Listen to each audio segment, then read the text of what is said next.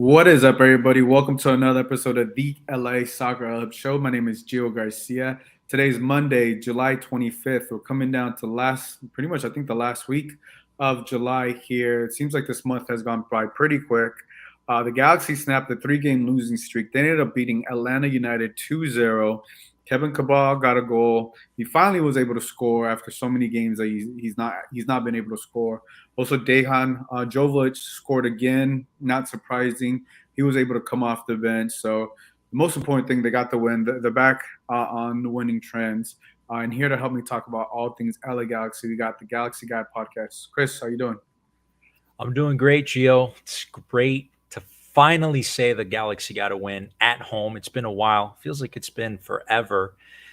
Galaxy was on a bit of a losing record there this season, so this kind of evens it out. It's always good to come and talk about the Galaxy after a win. So glad to Yeah, be no, on, brother. yeah, no, it's good to see you too. And I think it's always, last week we were talking about, the potential of the locker room being in shambles. Obviously, what could cure this is obviously winning. But it was also, I should also mention, it was the first time I think in about a couple months now that Kevin Cabral, Douglas Costa, Chicharito, all three DPs were in the starting lineup. What'd you think about that? Because we know like Cabral has dealt with something, Chicharito has dealt with sickness, and obviously Douglas Costa, he's also dealt with some injury. But now being able to have all three UDPs all at once, all available, what'd you think about that? Yeah, I mean it's MLS, and we've talked about this, on your show before. In MLS, you need to have your designated players on the field in order to have an impact. That's how it works in MLS. That's the recipe for a winning team. Now, granted, the Galaxy hasn't had all three DPs on the field together very much. And when they have been together, they really haven't produced. You've had guys like Douglas Costa, who's been extremely underwhelming. Chicharito has fallen off the edge of the world this season, has a handful of goals, but still doesn't justify the $6 million price tag. He was a bit invisible during this game. And of course, Cabral, aside from that one goal that he had, which frankly, to be honest, we were talking about this backstage, I feel like my grandma could have scored that goal. It was so easy. So he did have several other chances during the game, and in classic Kevin Cabral fashion, he missed. So, but it was good seeing all three DPs out there at the same time for the LA Galaxy. Yeah, look, I would say it's good. It was good for Cabral to score that tap in. I think it's just mixed reviews about him, and I think to me it is it. I don't know. I just think him missing a sitter, after just being able to score a tap in it. To me, the first thing that came to my mind was when I was watching that, I was like, Jovelic would have been able to put that away, right? Yeah. But I think, like I said, look, we've talked about this in a long time, for a while now. Like Kevin Cabral, I think we've probably seen what he can produce, and unfortunately, for whatever reason, I don't know what it is about him mentally or what it is about, he's put in so many good positions to capitalize. He's been given all the opportunities, so I don't know if it's a mental thing or what it is. But yeah, I was very surprised, even though Greg Randy did have all three of his DPs available. I was surprised he didn't start Jovelic, obviously because of what he's been doing. But maybe Greg Randy wanted to give all three DPs another opportunity to play with each other because they haven't been able to play. But overall, it was good for Kevin Cabral to get the goal. It was unfortunate, and for him to miss the sitter, because I think that's what you want. That's what you expect of your DP to perform. You talk about performance. Someone that doesn't necessarily match the salary. I would say more Kevin Cabral than Chicharito to me. Chicharito, obviously, he's the DP's highest paid player, and I feel like to me, I don't look at it the same. I wouldn't compare Cabral and him because even though Chicharito has not been able to score the same amount of goals as last season, but I just feel Yeah.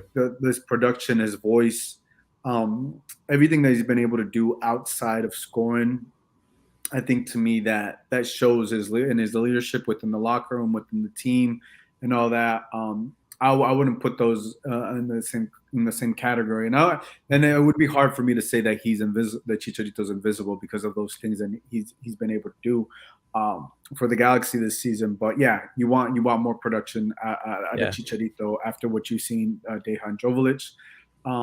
I would just say probably part of that is because of how the team has been built. Obviously, not having Douglas Costa, and Chicharito hasn't been able to get the service that he's used to getting. And some of the opportunities he's had, it hasn't been the same. We know he can score. We know he's reliable once it's inside the 6 yard box. But sometimes if he doesn't get that service, I think it gets a little tricky for him. So you would say that you're pleased with Chicharito this season with the 7 goals that he has? I'm not sure. I would say I think that's a fair statement. I would say I'm pleased. It's hard to say you're pleased when you're sitting in 7th place, right? Right. You know what I'm saying? So I think to me, I think if they were a little bit higher in the standings, but obviously you can't control that. I feel like the roster construction. I mean, even Brugman that they brought in looks like he's going to be a good piece, but I just feel like Kevin Cabral, Douglas Costa, not being able to have all that. I don't think all that falls on Chicharito. I think it falls up on the people above in the front office, and I would put that more above. Well, they're the ones that decided to give him $6 million, per season. We were talking about this the other day on the Discord server, putting Chicharito's performance last season and his salary into perspective, right? $6 million, that made him the second highest paid player in MLS last season. I think he's the second highest paid player this season as well, behind Serdan Sakiri. But you look back at last season, right? You look at the Golden Boot top 5, right? You had Tati Castellanos, of course, from New York City, who finished and got the Golden Boot. But look at some other players in the same category as Chicharito. Chicharito had 17 goals last season at $6 million. Look at Ola Kamara from DC United. He had 19 goals and 5 assists, and he only made $400,000 last year. Raul Ruidiaz of Seattle had 17 goals, the same amount as Chicharito, and he did it for $2.1 million. Buxa from New England had 16 goals, a handful of assists. He did it for $1.1 million. Tati Castellanos of New York City, of course, 19 goals, 8 assists. He did it for $325,000. Now, Chicharito's 17 goals is good. It's impressive. But for his salary, that's what I'm saying. If you're getting paid $6 million, you expect a $6 million performance. You expect a season of 25 goals plus from a $6 million guy. So this season at 7 goals, extremely underwhelming for me with Chicharito. But, I get what you're saying, and I get your point. In the $6 million, that's what the ownership decided to pay him. But to me, I think he also brings in a lot of different things, right? If you want the goals, right, you expect the goals. But like I'm saying, just to kind of close this off, to me, if the team is not built for success, for him to succeed, then, and if he doesn't get the service, because we know what Chicharito is. Chicharito is an inside the box scorer. That's how he scores his goals. He's not going to score goals outside the 18 or anything like that. So if you don't give him that service, and if Kevin Cabral can't pass the ball inside, or if Douglas Costa is not available to assist him, then I'm not going to necessarily blame him. I just can't blame him for that. And I get what you're saying, like the price per dollar aspect of it for what he's getting paid. I don't look at it that way with him, because I think outside of all those things, him being vocal about the thing, him posting all that stuff, if the team is not built right, and if Greg Vandy doesn't make proper substitutions, or this and that, like I'm saying, like when I look at this season so far, the Galaxy are not in 7th place because of Chicharito. That's what it comes down to me. It would make sense if he wasn't available. It was something similar to Douglas Costa if you didn't care about the team. I think I'm past that. Chicharito has proven his thing. Now, if you want to talk moving forward and all those things, I think that's a separate discussion. But I don't think the Galaxy and what they are and all those different things are where he's at. Now, Kevin Cabral, on the other hand, Douglas Costa, on the other hand, I think I would say similar things to what you're saying about Chicharito, because I don't think if you're looking at 3 DPs, 2 to 3 DPs haven't been able. Cabral's been if you want to talk about someone who's been invisible at times, it's Kevin Cabral. Yeah. You have Dejan Jovelic, who's what he's how many goals does he have now? 10, 9, 10. 9 goals. Yeah, and then he talked about him, being the future and stuff. Like, that's a player that to me, you may not have to use a DP regardless of what happens with Chicharito. This could potentially be Chicharito's final last season, maybe not, but you have a number 9, and then you can use that DP position for something else. But yeah, with that said, I think we're getting like way further ahead than that. But I did want to talk about a couple more of those things. On Cabral getting the start over Jovelic, because that to me is just what's, even though Cabral got the goal, to me it just still seems very odd. Yeah. Yeah. I mean, listen, you hear professional athletes, professional soccer players, ex-professionals talk about instinct, right?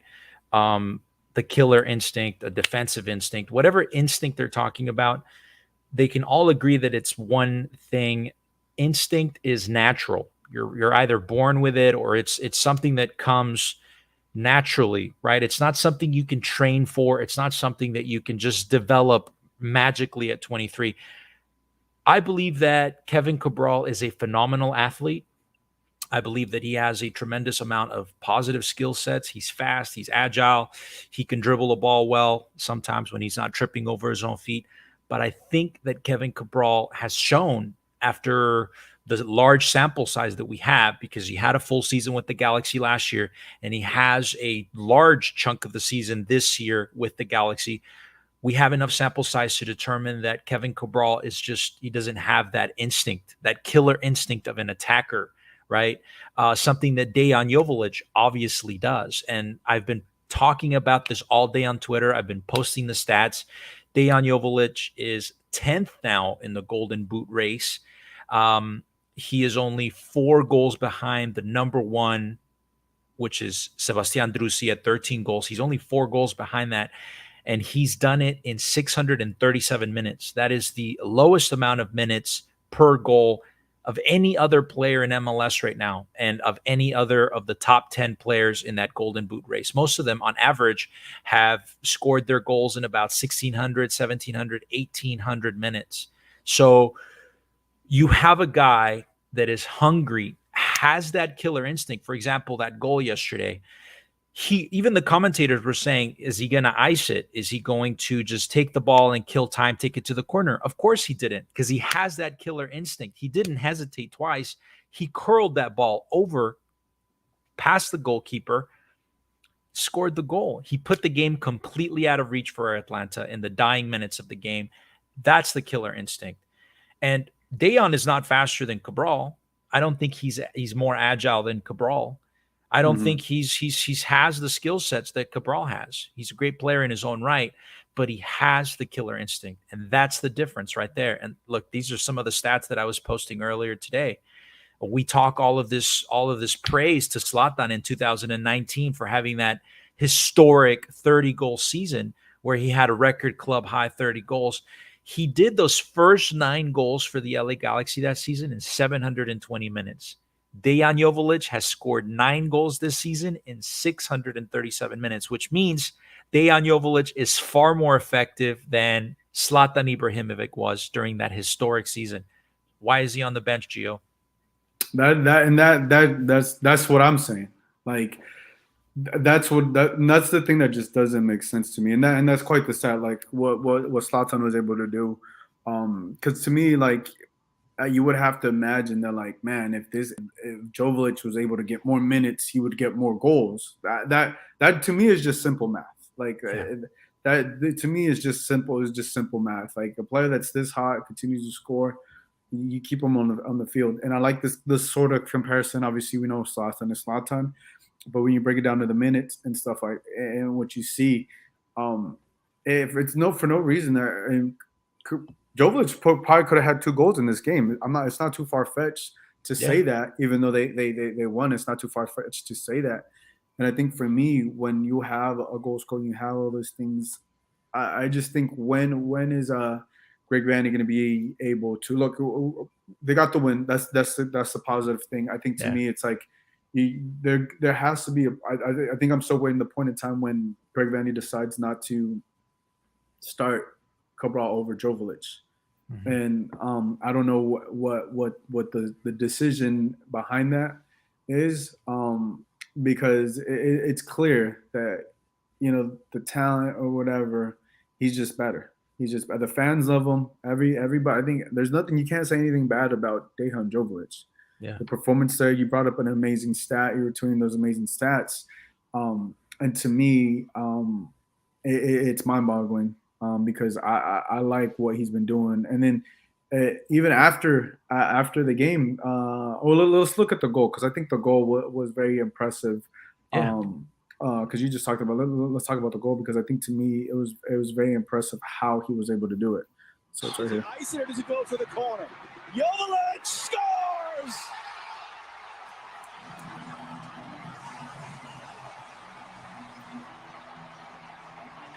Yeah, I'm gonna play it again because it started late. Galaxy desperate to hear it. Dejan Jovelic, does he ice it or does it go for the corner?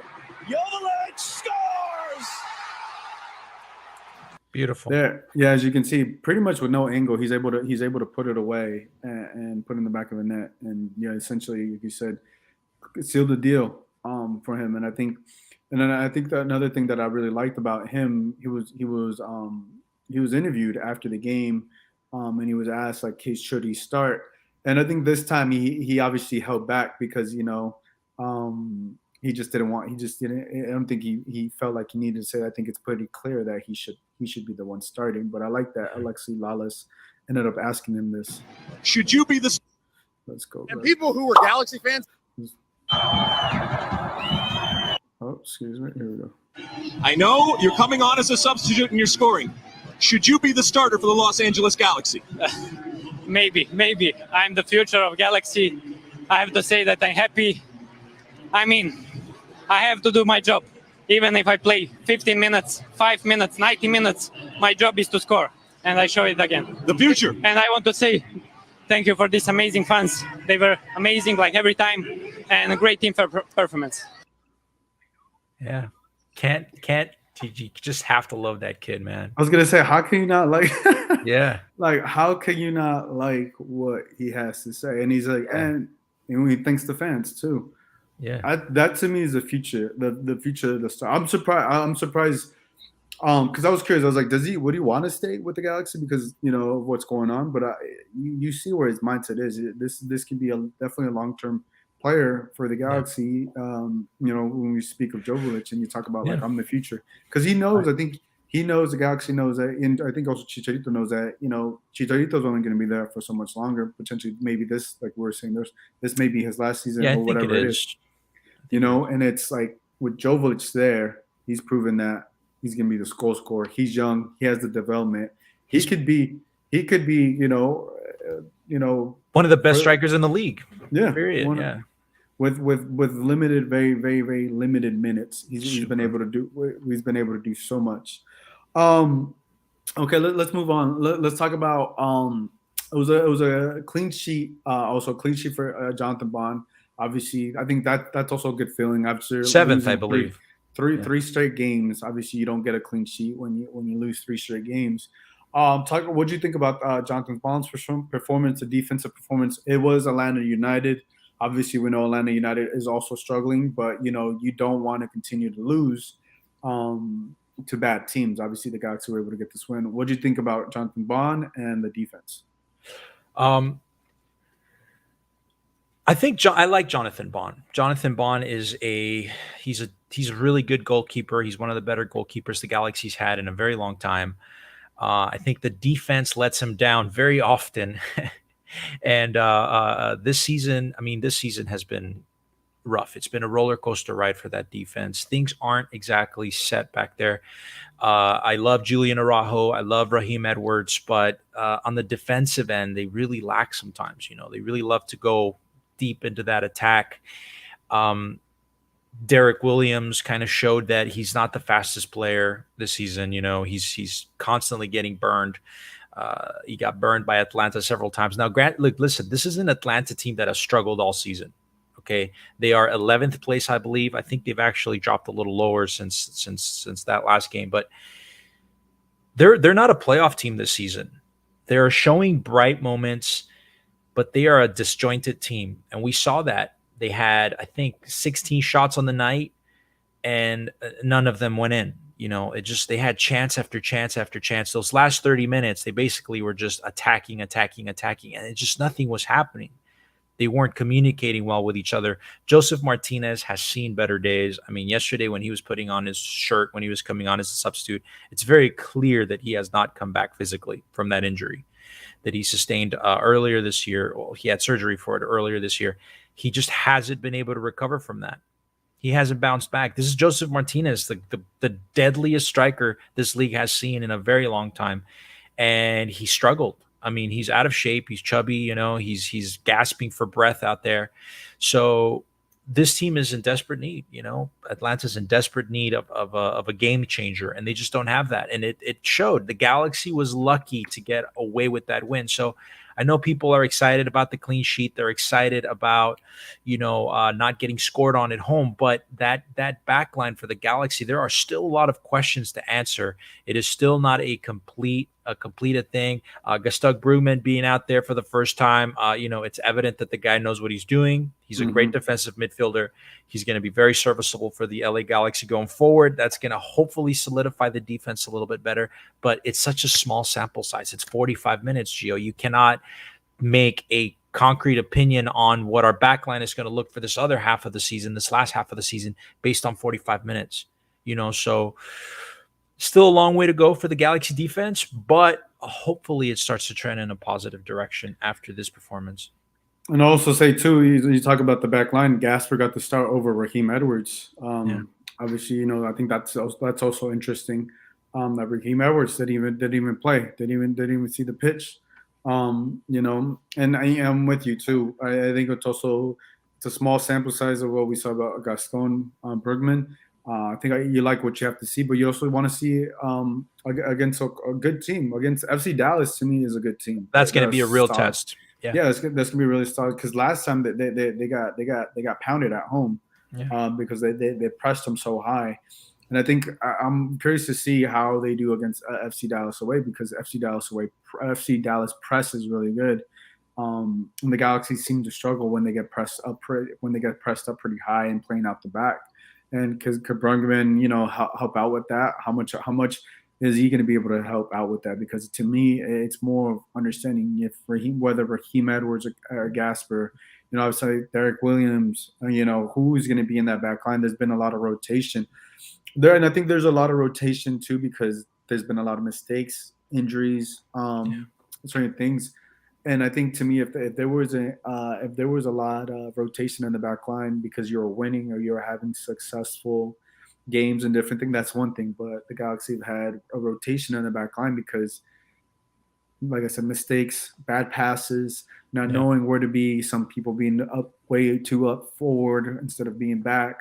So it's a lot of things. I think it's the good, like you got to celebrate the win. But I think you also want another quality win. Let's see how the Galaxy can continue this trend of wins because they need to get like a 3-game winning streak, 4-game, if they can, a 4-game winning streak or not lose, to continue getting points because seventh seed is not the way to do it. Too shaky. To make it. I mean, the Galaxy last season was in first place at one point. And they were in third place for a good chunk of the season. And then the last game of this, towards the end of the season, they, 8th place. Yeah, here we got a comment here from Jeffrey Sosa. He says, "Don't let the win fool you. We were incredibly horrible in set-piece defending. If it had been a quality team, we were lost. We have to fix that in order to take that to the Jeffrey next has level." a point. And like you said, Gio, we need to see this. We need to see this against a much better team. Atlanta, it's smoke and mirrors, dude. It's smoke and mirrors. They have been so poor all season long. Dallas is going to be a far better measurement for the LA Galaxy defense for that midfield, for what this new midfield is going to look like. I wasn't completely convinced. People are saying, hey, it's going to free up Markey, it's going to free up Ryan to go into the attack. I still saw a lot of passes lateral. I saw a lot of passes back. There wasn't a lot of filtration, I need to see that against a competent midfield. I need to see that against a competent defense. I want to see how that midfield, this three pairing midfielders will work out for the Galaxy. So we'll see. Yeah, and I think, and it's seeing it consistently. Like the Galaxy, if they want to do get out of at least 7th place, because I don't think that's the place they want to be, right? If you see it right there, they're tied. 7th. They're in 7th place with 30 points. Super tight. In 6th place is Nashville with 31, and then FC Dallas, who they're playing next, they have 32 points and sitting in 5th. It's not gonna be an easy game. Yeah. So if they win, they can potentially, depending how the other scores do around the league this upcoming weekend, they can potentially move up. If they don't get any points, if they lose, you could be out of that playoff race. And they got this game against FC Dallas. Then you got the game at SoFi. I believe August 3rd. It's August 3rd next Wednesday. Who's the Galaxy playing? Chivas, right? Galaxy's playing Chivas. That's right. So you got that game. Obviously, I don't know how many minutes your starters are going to play. I don't know how many minutes Chicharito. I'm assuming Chicharito will probably play 45 minutes or something like that. He's going to make an appearance, yeah. Of course, against his former club. And then you got against his future club. What'd you say? A future club against his future club. What was his? It was what are you hinting at over here? Oh, for sure, he's going back to Chivas next year, dude. When he's done with the Galaxy, that's his next contract. For sure. You think so? Oh, absolutely. This has to be 100% speculation. Well, I'm going to speculate that the sun's going to rise tomorrow morning. I don't know for a fact, right? But I'm my best educated guess is that the sun's going to rise tomorrow, right? So I'm willing to bet Chicharito goes to Chivas. All right, let's make it interesting. What are you willing to bet? Because it's a high possibility, but what are you willing to bet? Oh man, that's a good one, dude. I don't know. We'll have to discuss this tomorrow on our workout. No. We need it on the podcast. I don't know. Well, why don't you tell me what you want to wager, man? If he doesn't go to Chivas next season, you got to shave your head. Oh God, I gotta shave my head. Dude. You imagine he goes back to Club America. Oh God.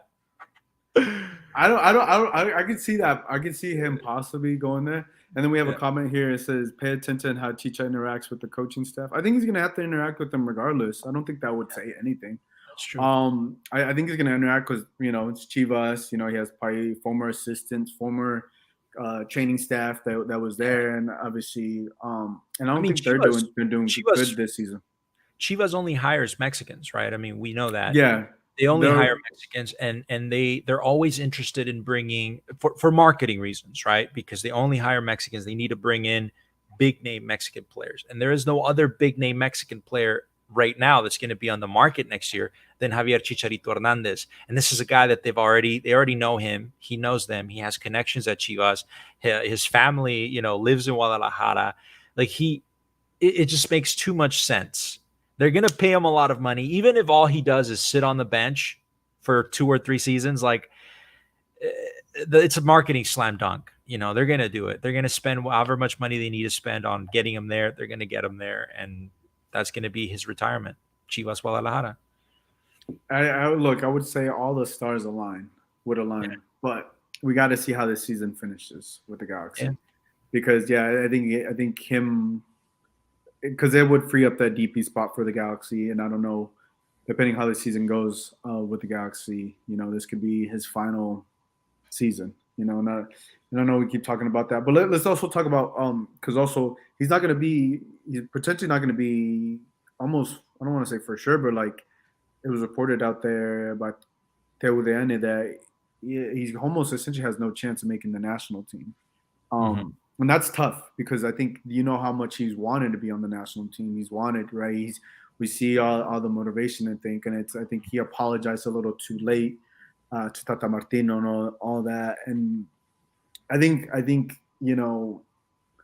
it's unfortunate for Chicharito, but I think Chicharito had an opportunity to apologize a lot sooner, and for that reason, to me, I still think he should go regardless. I don't know, regardless of whatever.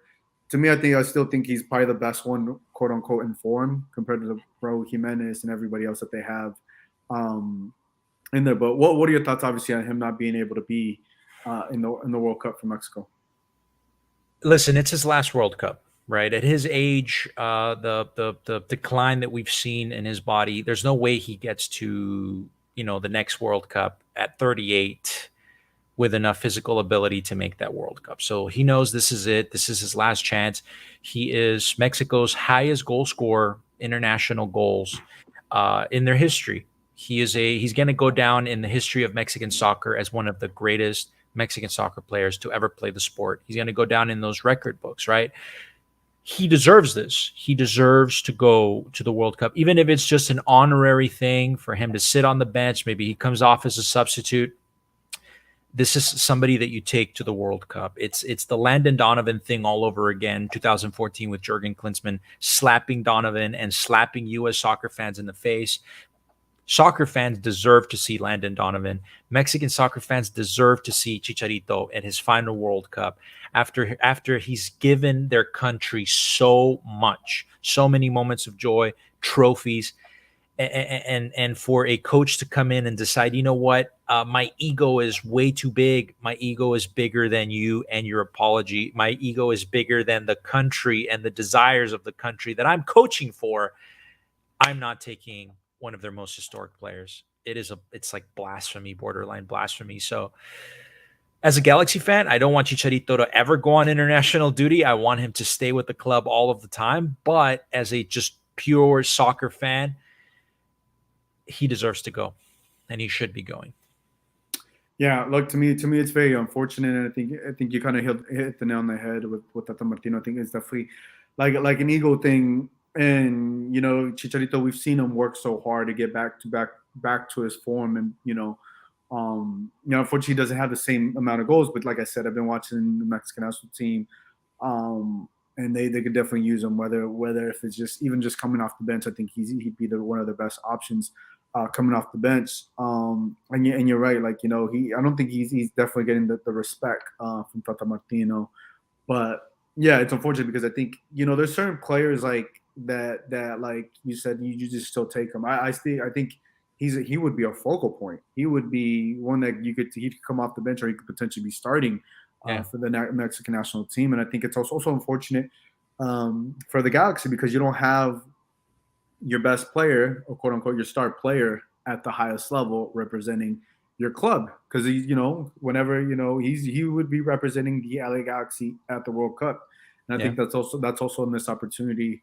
For him and for the Galaxy, but obviously, sometimes the things that go on. And I like that you did the Landon Donovan comparison, because Landon Donovan could definitely have helped out the U.S. men's national team. Was it the Brazil World Cup? And I think it's very unfortunate that things like this happen. And look, it's just the way it goes. Maybe Chicharito could have apologized sooner or whatever, but it's just a case in point that we're most likely not going to see him. And I think, and then the crazy thing is also the World Cup finish. The World Cup is after the MLS season, and it's obviously in the wintertime here. So yeah, we'll have to see if that anything changes for him and the Mexican national team, but I don't see that happening. Any final words, Chris, that you have? That's it, Gio. Just basically a lot of what we talked about. I am happy for the Galaxy win. 3 points is 3 points. It keeps the Galaxy competitive in that playoff race. It's going to be tight in the Western Conference, but Atlanta's not the real test. We're going to see more or less what the Galaxy is going to look like for the rest of the season.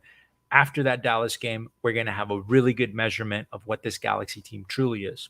Thanks for having me on, Gio. No, thank you, Chris, for being on, and obviously and everything you do for your community. So guys, give us about a second, about a minute, and we'll be right back.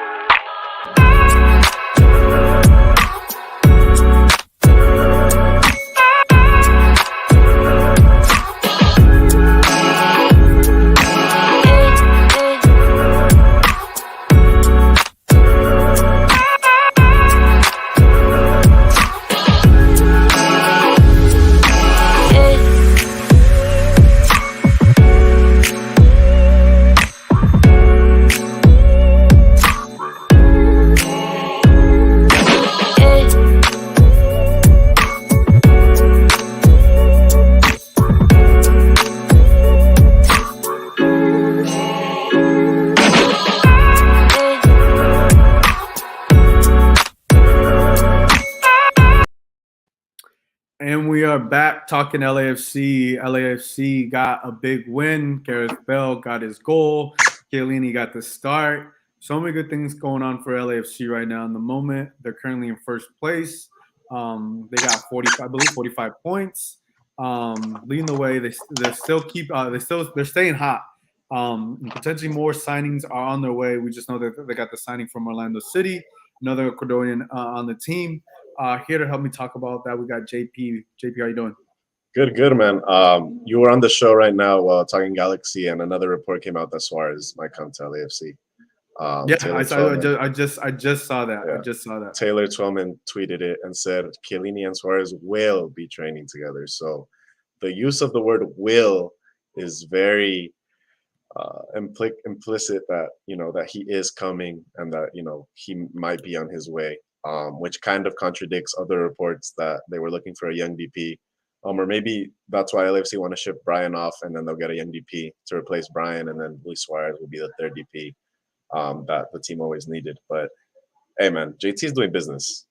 You have to give it to him, give him credit where credit's due, because this is the best team on paper in MLS right now, and maybe in history, because of all the big names and all world-class talent that he's getting mid-season, before the season, and LAFC is first with a game at hand, above Austin. So if you're an LAFC fan or an MLS fan, like, you just love to see these things, because it just shows how the team and the league is growing. Because nobody really would have thought this coming into the season, the way that the offseason was coming, the way Dola was announced late. Like, nobody would have expected LAFC to be the way they are now and with the players they are now. But you can only be happy.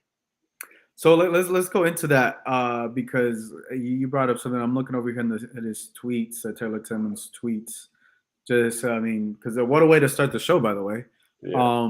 So he said he and Chiellini will be on the same team in training and in games, so he doesn't go for seconds. And let me click on this tweet. He says Luis Suarez is closer than ever to the MLS.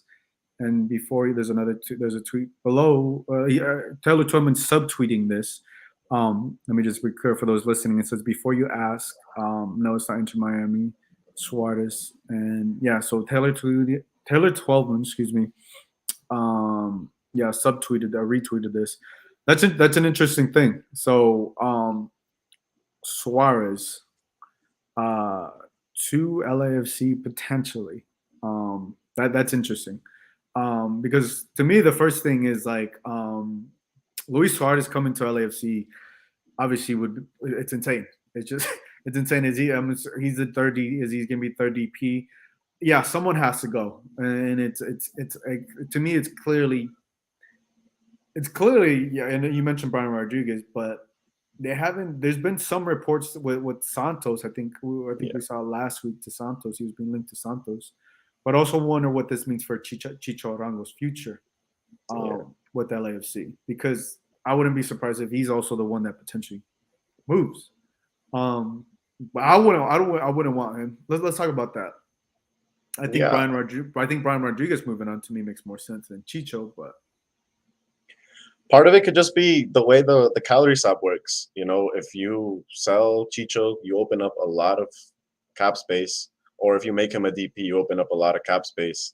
And maybe that's ultimately what it is, because, it's not that JT can just sign whoever they want and these players can just come. He has to follow the cap rule.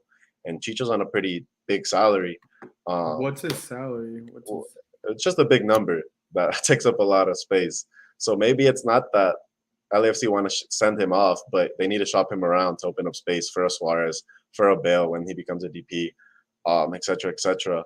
Or maybe, Suarez just comes for the rest of the season. And LAFC hope to make a deep run in the playoffs. So he should be super informed by the time the World Cup happens and he helps LAFC for the remainder of the season. And Suarez is just fit by come World Cup time. But yeah, he's the second one. But yeah, so we see Chicho Arango is currently, his base salary is $624,000. Guaranteed salary is $683,000, but this is where MLS gets tricky, and sometimes it's kind of hard to understand. Because I know you're saying it opens up room. I think I'm more confused. Even when Suarez would come in, I think he would command more than $600,000, and I think Suarez would be the third DP. I don't know if he's going to come as a TAM. Yeah. So I think that's maybe we'll get more clarification. We'll get more clarification, because I think what makes this so difficult is like, I don't know if MLS was easier in terms of the NFL or NBA to understand the salary cap, and this is where things get a little tricky, and even us, someone that I've been following the league, I don't even know all these things because they're not as easy. Yeah, we finally got like these numbers and stats of how much players are making and stuff like that, but then we don't have, okay, this person is considered U22 under 22 or this or that. They don't make it as simple as it should be. Is what I'm trying to say. But before let's not get too caught up in that. Let's talk about how, if Suarez were to come, I think he comes off the bench, right? Yeah, it would be a super sub. He'd be a super sub. But like now you have, I don't know if Chicho stays though. That's the thing, and I don't know. You can ship Moose off, and you can ship Brian off. You can shop Ismael Tajiri-Shradi off because he's always injured. There's pieces that can move to make this work. But if Taylor Twellman is reporting on it, it's kind of maybe a done deal. Yeah, I would say no. I don't have. I agree that essentially that's going to happen.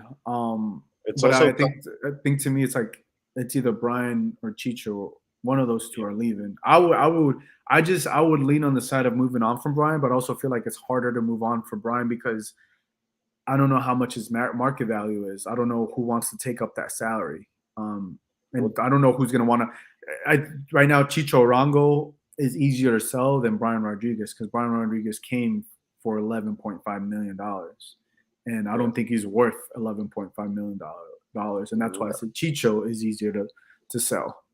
Yeah, and do the owners want to take that big of a loss and ship Brian off, and for the possibility of bringing in Suarez, somebody who's gonna bring in a lot of marketing, a lot of exposure, and the possibility of winning MLS Cup? Does MLS Cup, and maybe a supporter shield, cancel out the loss that they take for Brian? It's a lot of things, but I don't think an MLS Cup brings $11.5 million. Yeah. I don't think in profit. I don't know the numbers. I know ticket sales and all that, but I get what you're saying. Jersey sales and all those different things, but I feel like. But on the pitch, Jolo has been adamant about Chicho not defending as a striker or not covering enough ground as a striker defensively. And Suarez is 35 years old. He's not going to be more defensive than a 26-year-old Chicho who's in the prime of his career right now. That's the thing that I don't get. Let's talk about that. It's contradictory because every reporter asks, "Oh, why is Chicho didn't start at the beginning?" Or et cetera, et cetera. What do you expect from Chicho defensively, or why is he taken out? And Dolo is very adamant in saying he wants a defensive striker when they don't have the ball. He wants him covering ground, covering spaces, cutting lanes off defensively as a striker, which is very taxing on the body. And Suarez is 35, and I don't really know how much ground he's going to cover as a DP, full length of the field. So maybe he is a super sub.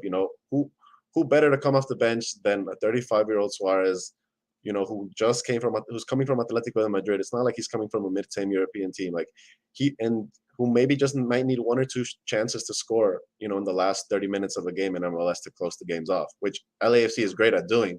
We just saw it with Bale in the second half. This team turns it up in the second half.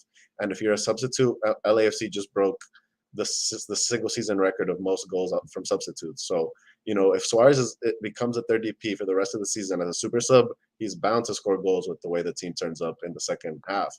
But it's just funny because he's 35 and he's not going to do exactly what Dolo has been clamoring Arango for.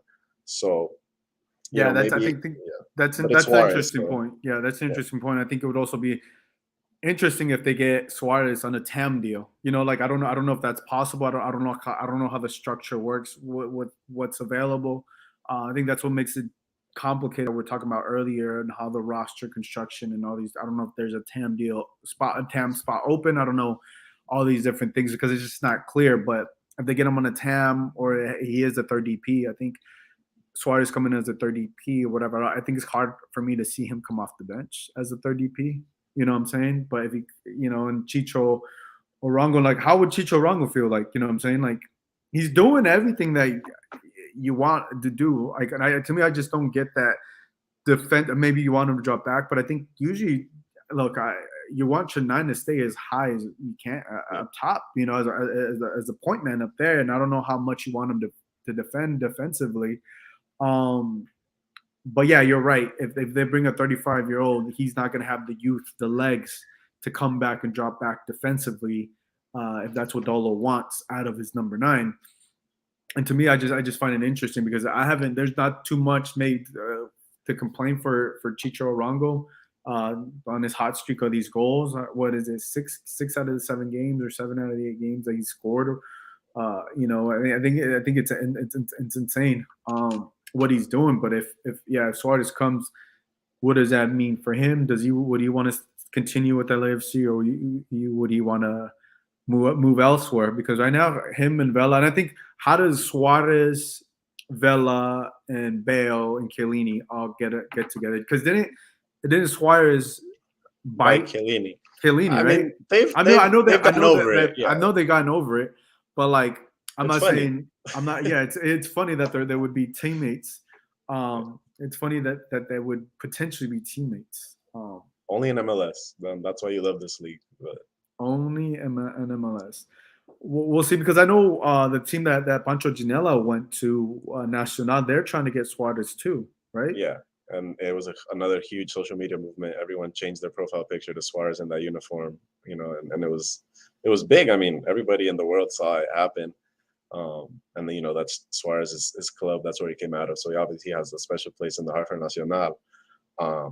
So there's no problem with him picking to go back. But would you rather play in Uruguay, or would you rather play in MLS and have a good shot at playoffs and playing high intensity football right before the World Cup?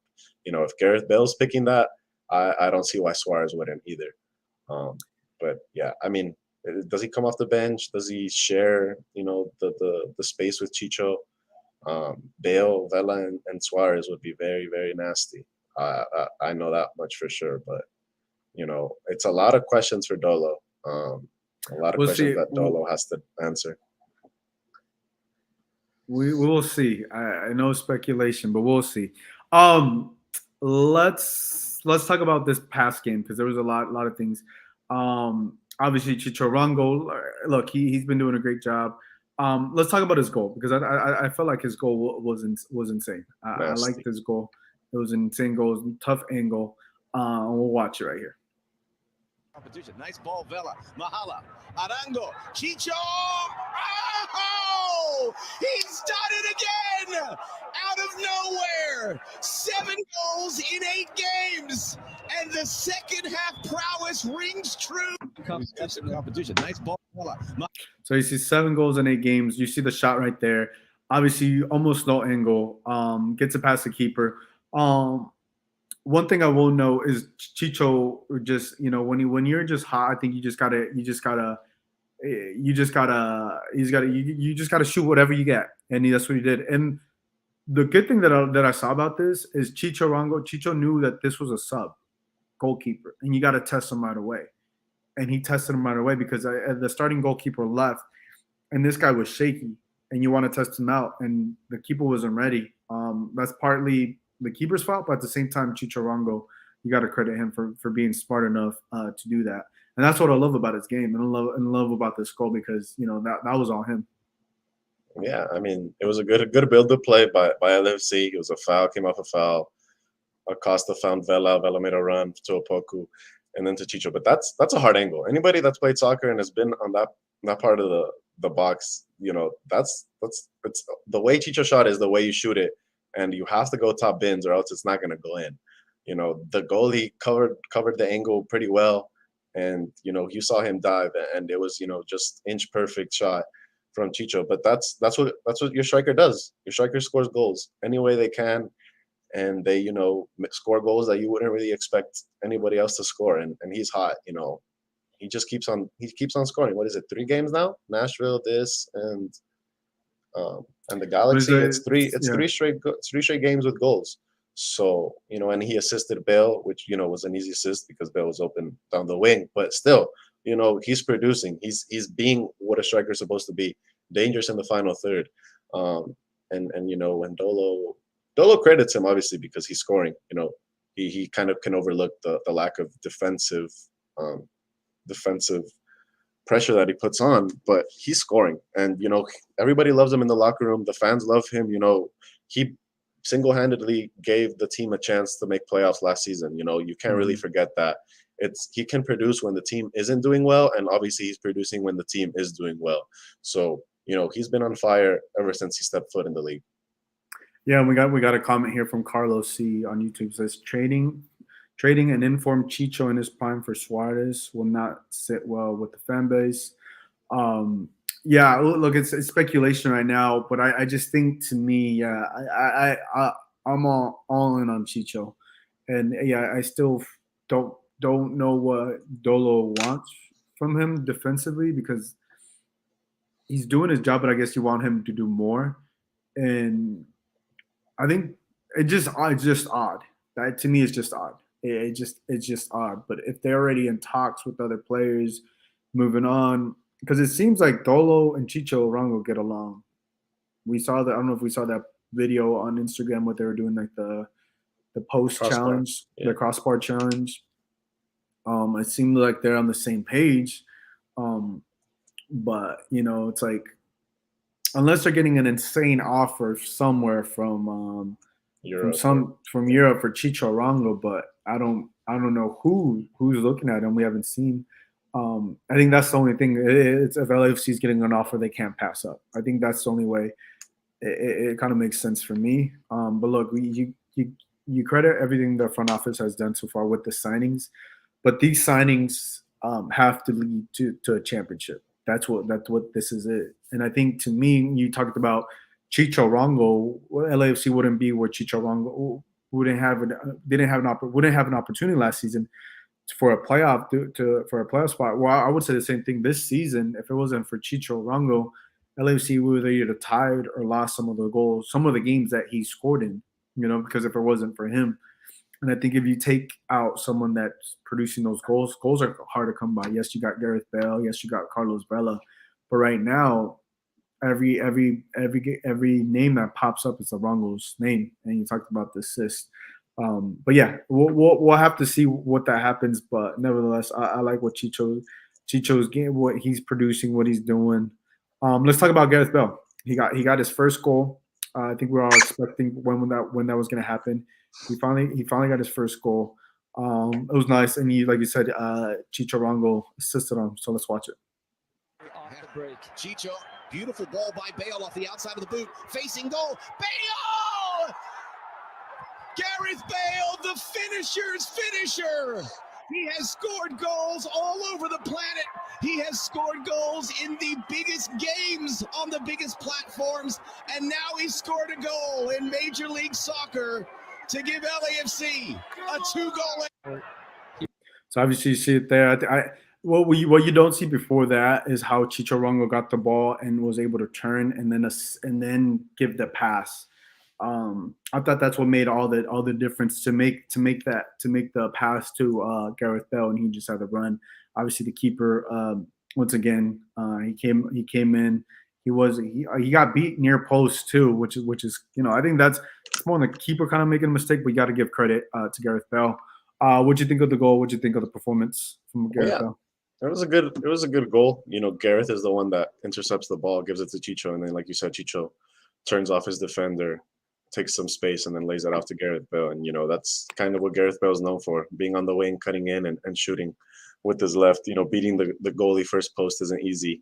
It's kind of a weird, awkward shot. I don't know. The keeper, I think, should have stopped that. It wasn't like it was a real bullet of a shot, but it goes in nonetheless. And then the smile that Gareth Bale, lets out, and the scream that he lets out is, I think, the best sign. He looks happy. And then he makes a little face with Chiellini in the celebration. So he's having fun, and I think that's what you want with world-class players. You want them to have fun and enjoy the game, and when they're enjoying the game, good things are going to happen on the field. So yeah, I mean, it's still the shirt still looks weird on him. I don't know. It looks kind of too tight. The sleeves, I don't know, look too short. It's still weird to see him in a LAFC shirt in the I black think you're and just gold. not used to it. Yeah, I'm you're just not used to it. I don't know, maybe because maybe in Real he would always wear long sleeves, or I don't know. It's not cold enough for him to pull that out yet. But yeah, seeing him in the uniform is something special, and it's just the beginning. You know, I wanted him to start this game, so he could get minutes with Vela and Chicho up top because Seattle's the next game, and that's a must-win game. But I guess he's getting his first start at home, so you can't really complain too much about that. He'll feel the love of the 32-52 in his first start, and that'll be something special to see too. But you know, 2 games, 1 goal. He's only getting started, so you know you can't be anything but excited. Yeah, no, I like what he did. I like the excitement, you know, that Gareth Bale showed, and obviously, you know, scoring his first goal with his new team. Look, he scored goals all over the world, you know, for Real Madrid in some of the biggest games in Champions League. But it's good to see that emotion from him. Good to see he made that little face with the tongue at Chiellini and all that. And I think to me that's when you show you knew he was already committed. You know he's excited, but for him to show that emotion, I think it's really cool. And yeah, you talk about, you know, we did see him a little bit with Carlos Vela, but I think they had a plan. I think it's like 20-40. And then I think he will start against Seattle. I think he's probably going to go full 90 minutes with Seattle. And I like what you saw. You saw the speed. You saw how explosive. You know, you get a pass from out there and what he can do with it. You know, so now you imagine Vela and Bale on the wings and Chicho for how long, for at least for this next upcoming game, you know, and then what happens moving forward, because I think there's so many possibilities how this could go for LAFC with all the options that they have up top. Yeah, I mean, good problems for Dolo. I mean, Brian is still on the team. He's still injured. You know, the way Dolo talked about him kind of made it seem like he was staying, but the reports say otherwise. You have Ismael Tajiri Shradi, who, you know, got injured after playing, 5 minutes at Nashville. There's a lot of attack. And then, you know, you get Sebas Mendez in the midfield. You know, this team is deep. Bale at the beginning was kind of a bit central. I don't know. Maybe it was just a couple plays that I saw. Obviously, he drifted to the wing after Vela came off, but he started a bit in a central role. So it's interesting to see what Dolo really wants to do with these guys. You know, we have 12 more games, so you know he can try a lot of different things come playoff time. But yeah, Dolo needs to get these guys familiar with each other, because ultimately all they need is chemistry. Because we know Vela, Bale, and Chicho know how to play ball, and they just need to get comfortable with each other. Because when you play soccer with people you're comfortable with, nasty things happen on the field. Yeah. And we got an interesting comment here from Carlos. He says, the rumor about Suarez is a type of move that turned me off the Galaxy. I like when unknown players come in and become stars. That's what Chicho is to me. That's an interesting point. And I'm with it on that, on unknown players becoming stars. And yeah, to me, Chicho is becoming a star here in the MLS here. For LAFC, because he's in the Golden Boot race. How many goals does he have? Does Chicho have? Was it 10? Is he around 10? He's not first. Juicy is, I think, but he's up there. Let's look that up. But yeah, I think he has around there. Let's see, 9 goals. He has 9 goals and 2 assists. 9. So he has 9 goals, 2 assists. Yeah, I mean that's an interesting point to bring up there. But I guess, you know, if I just feel like to me Chicharrongo could be a player that could be here for like a couple years and then, you know, make the move or whatever. But yeah, I don't know. I liked everything that I'm seeing so far from LAFC, but depending when does the window close? Sometimes in August, no? Yeah, August 4th or 9th. Yeah, the transfer window closes. Yeah, so they have time, but how much time do they want to wait to bring in the last DP before the playoff push? Yeah. So, I mean, they're if we look at the standings, they got 45 points. They have a clear. There's a gap between first and there's about a 4 point gap between first. Yes. So between first and Austin FC, LAFC has 45. Austin has 41. Then Minnesota has 34, sitting in third. Real Salt Lake in 33 in fourth. So yeah, they're clearly ahead. You know, there's what, a 9-point gap from first to third, right there. You have to assume that they're going to have, you know, unless something goes wrong, which I don't think they're going to get home field advantage. It's fair to say they're going to have somewhat of a home field advantage, if not home field advantage for all what happens on come playoff time. Yeah, to me, like Friday's a big test against Seattle, because Seattle's currently sitting in 9th place with 29 points. They're outside looking in, but to me, I think they're still going to find a way to make it in the playoffs. And I think if they're in the playoff, they're going to be a tough team to beat. Big game. I know you said a must-win game this Sunday. What are your thoughts on the game and what you want to see from these players? I want to see more minutes from Giorgio. You know, he's been 45 minutes and 50, 60 minutes against Nashville. Maybe it's something tactical. Maybe he's still not ready. You know, the European guys are still coming off their preseason. This would be their preseason, so you don't want to rush them. But, you know, maybe a little bit more, try to push Giorgio a bit more, give me 70 or something. And then Gareth Bale starting with Vela, and we assume to be Chicho. That should be the front three. And it's going to be interesting to see how fluid they are, or if Bale still stays on that left wing, or, you know, if he comes in at the 9 and Chicho plays off of him, because it's going to be the first, you know, real test for LAFC, I think, because, you know, the rivalry we have Seattle always steps it up when they play us here at the bank. They're not afraid of the bank. We've seen that. And the team just needs to win. They just need to keep on climbing, need to really cement themselves as first place for that supporter shield, because you want to be in CCL, especially with the team that they're building.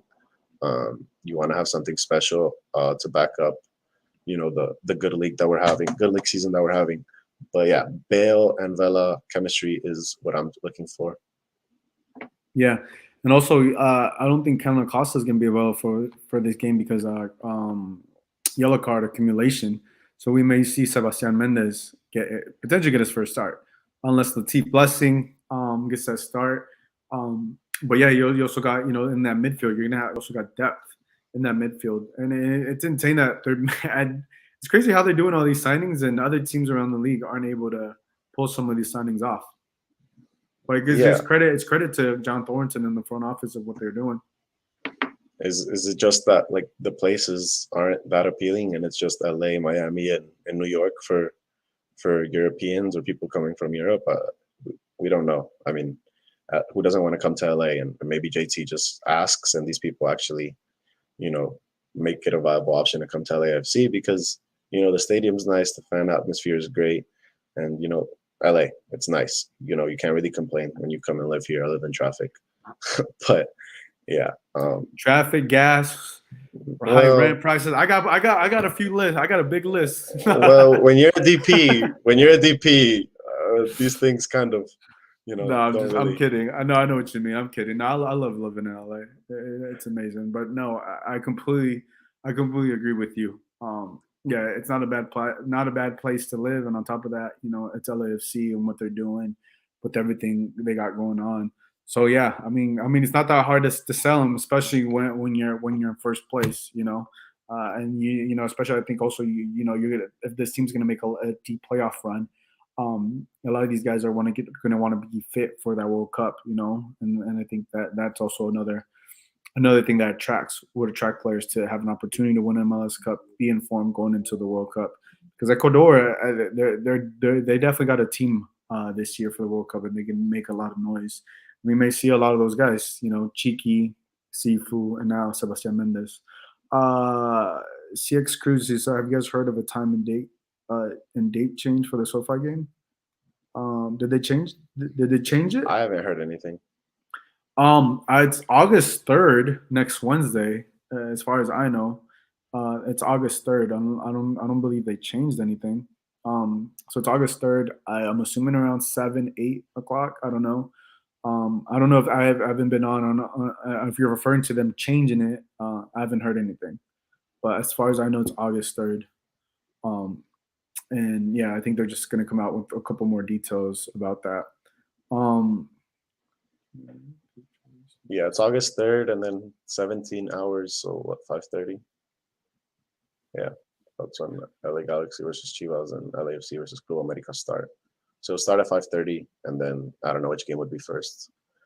But yeah, it starts at 5:30 from what I see right here at StubHub. Yeah. Yeah, that's what I'm going with. This is August 3rd. That's what I got. Yeah, let's finish off with this. Eddie Segura played 45 minutes.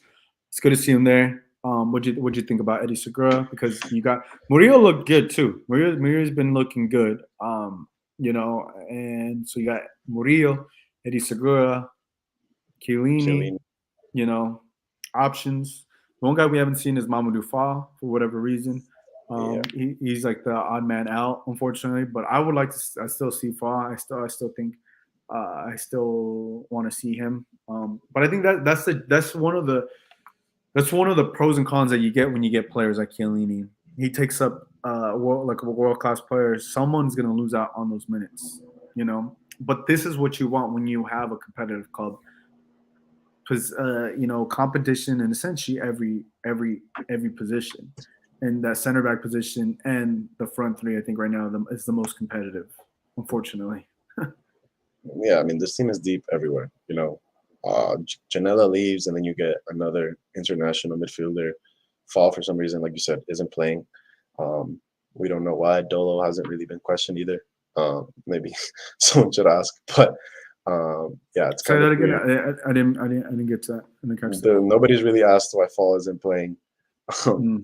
So I think someone should ask, because it's kind of weird. He was starting at the beginning of the season, which a lot of people wouldn't have expected either.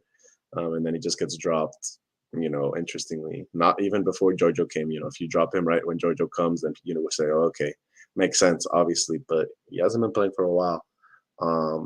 And, he's still young. He has a lot of future, but it's interesting to see why they're doing that. And then, offensively, LAFC has all the riches. And then especially regardless if Suarez comes, I think the DP will still be offensive. So it's going to be something to watch out for. Yeah. Look, I think we definitely hit up on a lot of things there. I'm definitely looking forward for Friday's game against the Seattle Sounders. That's always been a difficult team for LAFC to beat. That you definitely want to make a statement against the Seattle Sounders, because potentially you can meet them down the road. But yeah, I'm definitely looking forward to that game. So, guys, I want to thank you for everybody in the chat, everybody in the comments for tuning in, and that's gonna wrap things up. So for JP, this is Gio. We'll catch you guys next time. Bye, everybody.